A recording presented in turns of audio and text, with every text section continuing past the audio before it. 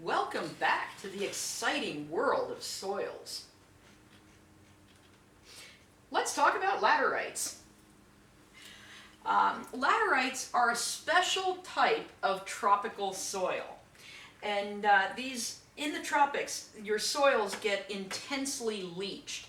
Leaching, again, is the removal of anything that is soluble.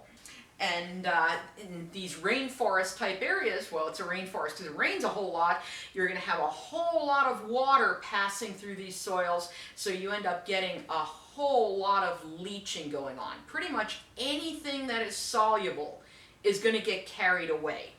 And there's also very little organic material in these soils.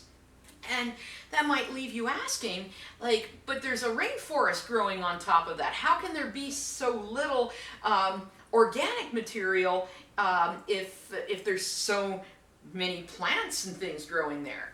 And that's really because a rainforest is kind of a self-sustaining system. Basically, as soon as something dies in the rainforest, the rainforest sort of takes all the nutrients from that to keep itself alive. And there's not really any buildup of that organic material there. Everything decays and is consumed very, very rapidly in these rainforest environments. So it's really, really leached. There's very little organic material in this. It's a terrible agricultural soil, which is one of the reasons why it's really bad to burn down the rainforests and try to grow stuff in there, because the soil is just not intended. It's not good as an agricultural soil. And then the additional bad thing about this is when this is exposed to sunlight, it bakes brick hard. So it gets extra hard. It gets as hard as the bricks that make up my house. And that's irreversible. It's not like, well, let's put it in shade and it'll go back to being soil. No, once it bakes brick hard, it stays that way. And so it's really, laterites and these tropical soils are definitely not something that you should be trying to use for agriculture. And this is basically your typical laterite. It's going to have a very reddish color to it, and not a whole lot of organic material in there.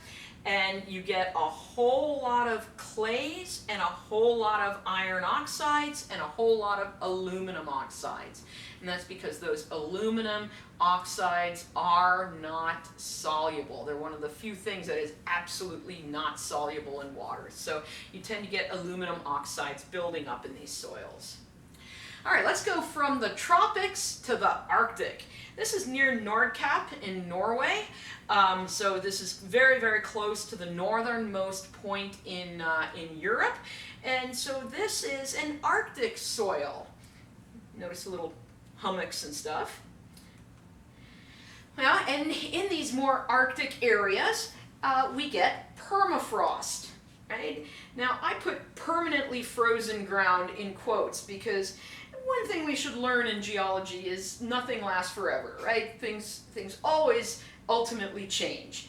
And once I looked in one of my soil textbooks, and I read the definition of permafrost, and it said, permafrost is permanently frozen ground, must be frozen for 2 years. And I was like, really? 2 years is now permanent? But anyway, really what we mean by that is the ice in your permafrost needs to last year-round. And it has to stay there through over a summertime. And one of the problems you get from permafrost is this thing called Sala Fluxion. So in our permafrost, down here we have bedrock, and then on top of that we have our soil. But in this pink area right here, that is soil and ice. And the ice crystals have grown in the soil and they make that soil impermeable. That means water can't pass through that. So what happens in summertime in these permafrost areas, the top part of the soil thaws, the bottom part stays frozen, but this water that melted ice can't seep into the ground like what you would normally have, so it has to flow over that layer of ice. And as it flows over that layer of ice, it can actually start moving the soil.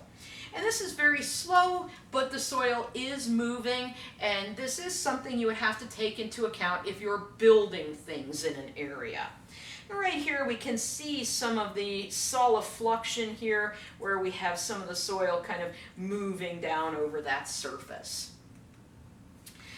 Now, other problems in areas of permafrost is if you remove vegetation. See, vegetation insulates the ground. And so if you remove vegetation, this can tend to cause permafrost to melt. If you build structures, like you move off into the wilds of Alaska and then decide you want to build a cabin and you're going to heat that cabin, well, heated structures like that are going to melt permafrost as well. But if you have unheated structures, like a garage or something, or a shed, that is going to insulate the ground, shield it from, the sun and things, and that might cause permafrost to grow. And so when you're building in areas of permafrost, you have to think of what kind of structure you're building and think about how you are going to account for the ways that structure will change the permafrost in that area. And there's in fact entire classes. There's if you go to school at the University of Alaska Anchorage, their engineering department actually has an entire series of classes, engineering in the permafrost environment, because you have to think of specific things when designing structures in permafrost. And that brings me to the random picture of the day. I am mechanically weathering rocks there. And this is a wonderful way to get some exercise and get rid of some stress maybe. And what I was doing there, that's the waste rock from an old copper mine.